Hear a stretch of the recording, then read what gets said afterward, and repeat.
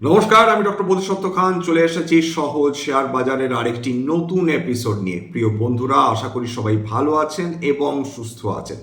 বিগতকাল যে ঘটনা ঘটেছিল তার ঠিক যেন একটি মিরর ইমেজ আজকে আমরা পেয়ে গেলাম। বিগতকাল নিফটি দারুণ একটা উত্থান দেখলো, সেখান থেকে মোট উত্থানে প্রায় 50% কারেকশন চলে এলো। আজকে দারুণ একটা পতন দেখলো এবং সেখান থেকে 50% উত্থান চলে এলো, অর্থাৎ রিট্রেসমেন্ট হলো। বর্তমান যা পরিস্থিতি চলছে সেখানে এই ধরনের ভোলেটিলিটি মোটেই অস্বাভাবিক নয়। আজকের যদি ভোলেটিলিটি ইন্ডেক্স দেখেন সেখানে দেখবেন যে সেটা প্রায় 6% বেশি বৃদ্ধি পেয়েছে। আজকের ব্রেন্ট ক্রুড এক সময় $120 প্রতি ব্যারেল ছাড়িয়ে গিয়েছিল। 2022 রাশিয়া ইউক্রেন যুদ্ধের সময় ব্রেন্ট ক্রুড $120 প্রতি ব্যারেল পৌঁছেছিল। আবার দীর্ঘ 4 বছর পর ঠিক সেই জায়গাতেই পৌঁছে গেল ব্রেন্ট ক্রুড। $140 প্রতি ব্যারেল পৌঁছে যায়, সেটা অবাক করার মতন কোনো ঘটনা ঘটবে না। আমেরিকা আবার নতুন করে তারা কিছু প্রস্তুতি শুরু করছে, যার ফলে বিশ্ব কাঁটা হয়ে গিয়েছে যে আমেরিকা হয়তো আরো উন্নত মানের অস্ত্র ব্যবহার করতে পারে ইরানের বিরুদ্ধে। বিশ্বের বেশ কয়েকটি দেশের কাছে নিউক্লিয়ার ওয়েপন্স রয়েছে, যে এদের মধ্যে একমাত্র আমেরিকাই এই অস্ত্র দুবার ব্যবহার করেছে। এখন তো উন্নত মানের নিউক্লিয়ার ওয়েপন্স রয়েছে, সেটা কি আমেরিকা ব্যবহার করতে পারে আমরা কেউ জানি না। আমেরিকা সবকিছু পারে।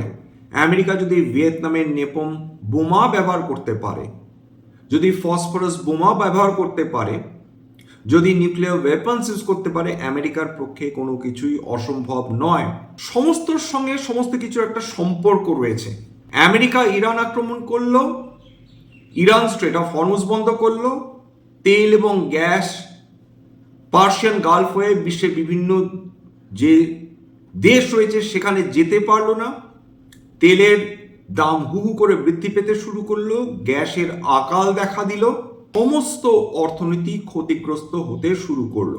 এইবার যে ফেজটা আসছে সেটা আরো শোচনীয় হতে চলেছে। এরকম একটা পরিস্থিতিতে যে দেশগুলোর নিজস্ব তেল এবং গ্যাস নেই সেই দেশগুলোকে অতিরিক্ত অস্বাভাবিক দাম দিয়ে জ্বালানি তেল এবং গ্যাস কিনতে হবে। এই অস্বাভাবিক জ্বালানি তেলের দামে বৃদ্ধি হওয়ার পর থেকেই বিশ্বের বিভিন্ন কারেন্সিগুলো তার ডলারের তুলনায় দুর্বল হতে শুরু করে দিয়েছে। আজকের ভারতবর্ষের টাকা তার সর্বকালীন দুর্বলতা দেখিয়েছে ডলারের তুলনায়। আজকের দিনে এক সময় প্রতি ডলার ট্রেড করছিল প্রায় 95 টাকা 39 পয়সায়। ভারতবর্ষের কারেন্ট অ্যাকাউন্ট ডেফিসিট আরও বৃদ্ধি পেতে চলেছে। একই সঙ্গে তেলের দাম বাড়া এবং ডলার শক্তিশালী হওয়া ভারতবর্ষের পক্ষে সাংঘাতিক অশুভ। তার ফলে current account deficit, balance of trade ক্ষতিগ্রস্ত হতে চলেছে। কেবলমাত্র কি আমাদের এক্সপোর্টস ক্ষতিগ্রস্ত হবে, আমাদের ইম্পোর্টসও মারাত্মকভাবে প্রভাবিত হবে। যে পণ্যগুলো আমরা বিদেশ থেকে আমদানি করছি সেটা আমাদের ডলার দিয়ে কিনতে হচ্ছে। ডলারের দাম বৃদ্ধি হলে আমদানি করা পণ্যগুলোর দাম বৃদ্ধি পাবে এবং তার দাম বৃদ্ধির দায় কোনো কোম্পানি নেবে না। যারা আমদানি করছে তারা সেই বর্ধিত দামটা সিম্পলি বিভিন্ন গ্রাহকের মাথায় চাপিয়ে দেবে। ইনফ্লেশন এমনিতেই বৃদ্ধি পাবে। ভারত সরকার তারা তেলের দাম বৃদ্ধি করুন বা করার অনুমতি দিন বা না দিন, তেলের দাম বৃদ্ধি পেলে তো আবার নতুন খেলা শুরু হবে। মূল্য বৃদ্ধি সবাইকে ভোগাবে, বিশেষ করে মধ্যবিত্ত এবং ইকোনমিক্যালি চ্যালেঞ্জড মানুষ। আজকের দিনে মার্কেট নার্ভাস ছিল। বলা যেতে পারে যে আজকে যেহেতু উইকলি এক্সপায়ারি এবং মান্থলি এক্সপায়ারি ছিল সেন্সেক্সের, তার ফলে বাজার কোনো মতে বেঁচে গিয়েছে। কোনো মতে আমেরিকা জেদ ধরে রয়েছে, স্ট্রেট অফ হরমুজ তারা কিছুতেই খুলতে দেবে না। ইরানও জেদ দেখিয়ে চলেছে, তারাও বলছে আমরা স্ট্রেট অফ হরমুজ খুলতে দেব না। তেলের দাম বৃদ্ধি পাবে, মূল্য বৃদ্ধি এবং তার সঙ্গে সঙ্গে মূল্য বৃদ্ধি আসবে। ভারতবর্ষ তথা বাঙালি মধ্যবিত্ত মুখ বুজে সহ্য করবে। কতদিন এই ঘটনা ঘটবে আমরা কেউ জানি না। এই আশঙ্কা কি ঘটবে সেটা না জানা বিনিয়োগকারীদের আরো শোষণ ব্যস্ত করে তুলছে। আইটি ব্যতি রেখে সমস্ত সেক্টরে খুব স্বাভাবিকভাবে পতন এসেছে। নিফটি আবার 24,000-এর নিচে বন্ধ হয়েছে, সেন্সেক্স 77,000-এর নিচে নেমে গিয়েছে, ব্যাংক নিফটিতে প্রায় 1% পতন, অটো প্রায় 0.6% পতন, বিএসসি ক্যাপিটাল গুডস 1% পতন, কনজিউমার ডিউরেবলস 1% পতন, ফাস্ট মুভিং কনজিউমার গুডস অথচ হিন্দুস্তান ইউনিলিভার তাদের প্রফিট ভালো বৃদ্ধি করেছে, প্রায় 20% ইয়ার অন ইয়ার প্রফিট বৃদ্ধি হয়েছে, 1.13% পতন ফাস্ট মুভিং কনজিউমার গুডসে। মেটালসে পতন হয়েছে 2%-এর বেশি, অয়েল অ্যান্ড গ্যাসে পতন হয়েছে 0.87%। বিগত কালই খুব বড় মুখ করে আলোচনা করছিলাম যে কোম্পানিগুলো খুব ভালো ফলাফল করে ইউজুয়ালি তাদের কোম্পানির শেয়ারকে বিনিয়োগকারীরা পুরস্কৃত করেন। আজকে এমন একটা কোম্পানি নিয়ে আলোচনা করব যে কোম্পানিটা ইয়ার অন ইয়ার অর্থাৎ বিগত বছরে মার্চ কোয়ার্টারের তুলনায় 70% বেশি প্রফিট বৃদ্ধি করেছে। ফাস্ট গ্রোথ, অত্যন্ত দ্রুত গতিতে এই কোম্পানিটা বৃদ্ধি পাচ্ছে, একটি লার্জ ক্যাপ কোম্পানি, কিন্তু এই কোম্পানির শেয়ারে আজকের 11% পতন এসেছে একদিনে। এই সাবসেক্টরের অন্তর্গত যে কোম্পানিগুলো ছিল অর্থাৎ ফটোভোল্টেক মডিউলস এবং সেলস যারা তৈরি করে সেই সমস্ত কোম্পানিগুলো আজকের পতন এসেছে। ফুজিয়ামা পাওয়ার সিস্টেমস এরা সোলার রুফটপ প্যানেলস নিয়ে কাজ করে থাকে, 1.5% পতন। এমবি ফটোভোল্টেক পাওয়ার বিগত কাল দারুণ র্যালি করেছিল, প্রায় 7%-এর কাছাকাছি র্যালি করেছে, আজকে 9.5% পতন।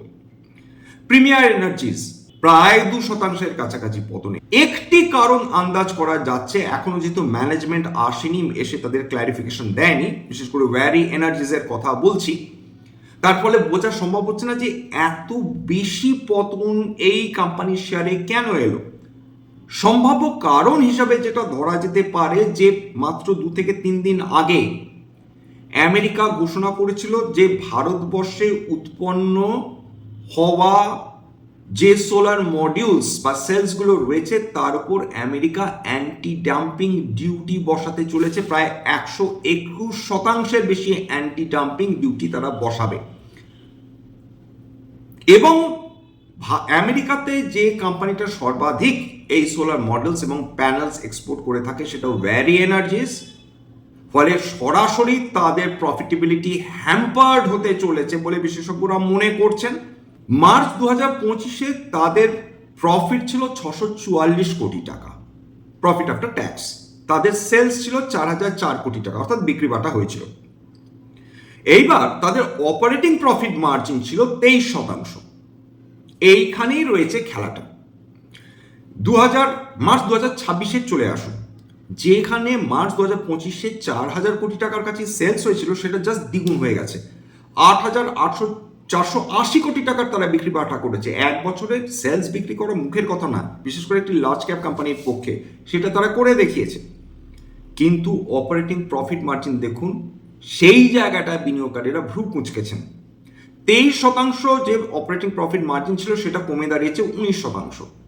এটা বিনিয়োগকারীদের মনের মধ্যে আতঙ্ক সৃষ্টি করেছে। প্রফিট বৃদ্ধি পেয়েছে 70%, মানে 644 কোটি টাকার প্রফিট সেটা বেড়ে দাঁড়িয়েছে 1,126 কোটি টাকা, এবং যতগুলো কোয়ার্টারে এরা প্রফিট প্রকাশ করেছে তার মধ্যে এটা হচ্ছে বেস্ট কোয়ার্টার।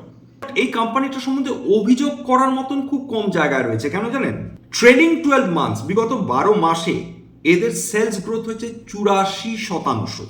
বিগত 3 বছরে এদের সেলস বৃদ্ধি হয়েছে 58%, বার্ষিক 58% হারে, আনইম্যাজিনেবল গ্রোথ, দুর্দান্ত গ্রোথ সেলসের দিক থেকে। প্রফিট কি আর কম যায়? কম্পাউন্ডেড প্রফিট গ্রোথ দেখুন, ট্রেলিং 12 মান্থস 111% তাদের প্রফিট বৃদ্ধি হয়েছে। বিগত 3 বছরে প্রত্যেক বছর 100% করে প্রফিট বৃদ্ধি হয়েছে।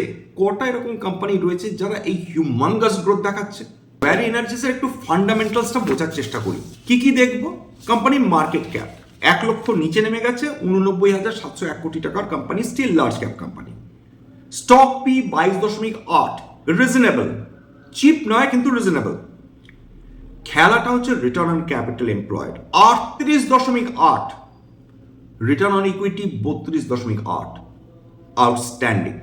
Price to earnings growth ratio, তার পিইজি রেশিও মাত্র 0.23। বলা হয় যদি পিইজি রেশিও 1-এর নিচে হয় সেই কোম্পানিটা ইউজুয়ালি আন্ডার ভ্যালুড ধরা হয়।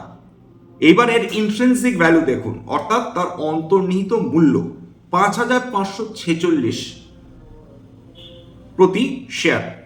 তার মানে বর্তমানে ভ্যালি এনার্জিসের দাম চলছে 3,108 টাকা প্রতি শেয়ার। তার মানে ইন্ট্রিনসিক ভ্যালুর তুলনায় এই কোম্পানিটা ডেফিনেটলি আন্ডার ভ্যালুড হয়ে রয়েছে, অর্থাৎ তার প্রকৃত মূল্যের তুলনায় শেয়ার দর অনেকটাই কম। অ্যাসেট টার্নওভার, আবার বলছি হাতে কোনো এরকম কয়েকটা কোম্পানি থাকবে যাদের অ্যাসেট টার্নওভার 1-এর বেশি, সেখানে ভ্যারি এনার্জিসের 1.07। ডেট টু ইকুইটি রেশিও নামমাত্র, অর্থাৎ মাথায় ঋণ নেই বললেই চলে, যেটুকু থাকার প্রয়োজন কেবলমাত্র ততটুকুই রয়েছে 0.22। ডেট টু ইকুইটি রেশিও 1-এর বেশি হলেই ইউজুয়ালি রেড ফ্ল্যাগ তোলা হয়। ভ্যারি এনার্জিসের যদি আপনি ফান্ডামেন্টালসও দেখেন তাহলে এমন এই মুহূর্তে কোনো কারণ খুঁজে পাওয়া যাচ্ছে না যার ফলে একটি স্টকের দর 11% নিচে নেমে যেতে পারে। হতে পারে ম্যানেজমেন্ট গাইডেন্স যদি খারাপ হয়, অর্থাৎ যদি তারা ঘোষণা করে যে সামনের কয়েকটা কোয়ার্টার চ্যালেঞ্জিং হবে, তখন বিনিয়োগকারীরা আশঙ্কায় পড়েন, তখন ট্রেডার্সরা আশঙ্কায় পড়েন। ইন্টারন্যাশনাল এনার্জি এজেন্সি তার যিনি চিফ ফতে বিরল, তিনি বলছেন যা ঘটছে সেটা কাম্য নয়। এই মুহূর্তে মেজর এনার্জি ক্রাইসিস এর মধ্যে দিয়ে চলছে বিশ্ব, দারুণ একটা স্ট্রেনের মধ্যে দিয়ে যাচ্ছে গোটা বিশ্বের অর্থনীতি, এবং এটা একটা ইকোনমিক চ্যালেঞ্জ, এটা একটা মেজর এনার্জি চ্যালেঞ্জ। এইভাবে তেলের দাম বৃদ্ধি পেতে থাকলে কোনো ইকোনমি সাস্টেন করতে পারবে না। আমরা এখনো বুঝতে পারছি না যে আমরা কি সাংঘাতিক বিপদের সামনে দাঁড়িয়ে আছি। মূল্যবৃদ্ধির মাধ্যমেই আমাদের গায়ে আঁচ লাগতে পারে। ইনফ্যাক্ট সত্যি কি কারো কিছু করার আছে, যেখানে আমেরিকা এইভাবে গোটা বিশ্বকে একবারে ততস্থ করে রেখেছে, সেখানে কাদের এরকম সাহস রয়েছে যে তারা আমেরিকার বিরুদ্ধে কথা বলবে? সবাই আমেরিকাকে দেখছে, কিছু বলছে না, কেবল অপেক্ষায় রয়েছে হয়তো কোনো মিরাকেল ঘটে যাবে। সোনার দাম আজকে 1.62% বৃদ্ধি পেয়েছে, রূপোর দাম আজকে 2.92% বৃদ্ধি পেয়েছে, ক্রুড অয়েল তো $107 প্রতি ব্যারেল ট্রেড করছিল। কোনো রেসপাইট নেই, কোনো ধরনের সমাধানের কোনো ইঙ্গিত অব্দি নেই এই মুহূর্তে। কেউ কারোর সঙ্গে কথা বলতে রাজি নয়, কেউ কোনো মধ্যস্থতাকারীকে সহ্য করতে রাজি নয়। মধ্যপ্রাচ্যে 8টা দেশের যা অর্থনৈতিক ক্ষতি হওয়া সেটা কল্পনাতীত, কারণ সেখানে কয়েক কোটি ভারতীয় মানুষ কাজ করেন, কেউ কেউ পাকাপাকিভাবে বসবাস করেন। যে কাতার এবং কুয়েতে নিরন্তরভাবে আক্রমণ চলছে, একের পর এক গ্যাস টার্মিনাল, অয়েল টার্মিনাল বন্ধ হয়ে যাচ্ছে, সেইখানে 22% সেখানকার নাগরিক ভারতীয়। ইউনাইটেড আরব এমিরেটসের লক্ষাধিক মানুষ তারা ভারতীয়। যেভাবে মধ্যপ্রাচ্য দেশগুলো অর্থনৈতিকভাবে শেষ হয়ে যাচ্ছে, তার চাপ সরাসরি ভারতীয় মানুষজনের রোজগারে পড়বে। যে ফরেন রেমিটেন্স $120 বিলিয়ন ওপর ভারতবর্ষে আসতো, বিশ্বে উল্লেখযোগ্য, বিশ্বের সবচেয়ে বেশি রেমিটেন্স যে দেশে ঢোকে সেটা কিন্তু ভারতবর্ষ, এবং $120 বিলিয়ন আনইম্যাজিনেবল অ্যামাউন্ট অফ মানি। এই টাকাটা যদি কোনোভাবে ভারতবর্ষে ঢোকা বন্ধ হয়ে যায়, একের পর এক কোল্যাপস করতে পারে সেই সমস্ত কোম্পানি যারা বিভিন্ন ধরনের পণ্য বিক্রি করে থাকে, সেটা কনজিউমার ডিউরেবলস বলুন, কনজিউমার নন ডিউরেবলস বলুন, সেটা জুতো বলুন, সেটা চামড়ার কোম্পানি বলুন, সেটা রিয়েল এস্টেট বলুন, সেটা অটো কোম্পানি বলুন, পেন্টস কোম্পানি বলুন, সবাই সবাই সাফার করবে। চেইন অফ ইভেন্টস, তার একটা রিপল এফেক্ট তৈরি হবে। একদিকে যেভাবে যে বিভিন্ন ফটোভোল্টেক মডিউলস কোম্পানিগুলো আজকে ধসে গেছে, ঠিক সেইভাবে রিনিউয়েবল এনার্জি কোম্পানিজগুলো আজকে পতন দেখেছে। আদানি গ্রিন এনার্জি প্রায় 2%, বোরোসিল রিনিউয়েবলস প্রায় 1%, আইনক্স গ্রিন এনার্জি প্রায় 1.5%, insolation energy 3%, Sterling and Wilson renewable energy 2%, Waaree renewable technologies 2%, Websol energy 4%-এর ওপর কিন্তু পতন দেখে ফেলেছে। স্ট্যান্ডার্ড ডিসক্লোজার যে কোম্পানিজগুলো নিয়ে আলোচনা করলাম, হতে পারে তার মধ্যে কয়েকটা কোম্পানিতে আমার বা আমার পরিবারের বিনিয়োগ থাকলেও থাকতে পারে। ভবিষ্যতে যদি নতুন করে কিনি বা বিক্রি করি, আগাম বিজ্ঞপ্তিতে কিনতে বা বিক্রি করতে পারব না। স্ট্যান্ডার্ড ডিসক্লেমার, এটা কেবলমাত্র একটা এডুকেশনাল চ্যানেল। বাঙালি বিনিয়োগকারীদের ইনভেস্টার অ্যাওয়ারনেস বৃদ্ধির জন্য এখানে কোনো ধরনের কোনো শেয়ারে buy sell recommendation, suggestion, advice এমনকি ইনফ্লুয়েন্স করার প্রচেষ্টা নেই। আমার কথা শুনে যদি কোনো শেয়ার বা কোনো অ্যাসেটে বাই সেল সিদ্ধান্ত নেন, ক্ষতির মুখোমুখি হতে পারেন। সুতরাং সবসময় একজন সেবি রেজিস্টার্ড ইনভেস্টমেন্ট অ্যাডভাইজারের পরামর্শ নেওয়ার চেষ্টা করুন বা নিজের ডিউ ডিলিজেন্স করুন, সেক্ষেত্রে আপনারা উপকৃত হলেও হতে পারেন। সবশেষে যেটা বলি, যদি এই ধরনের এপিসোড আপনাদের ভালো লাগে, প্লিজ একটা লাইক দেবেন, প্লিজ সাবস্ক্রাইব করবেন, এবং যদি সত্যিই মনে হয় আমার বাঙালি ভাই বোনদের জীবনে একটুখানি ভ্যালু অ্যাড করতে পেরেছি, নিজের গ্রুপে শেয়ার করে দেওয়ার চেষ্টা করবেন। আজকের জন্য নমস্কার।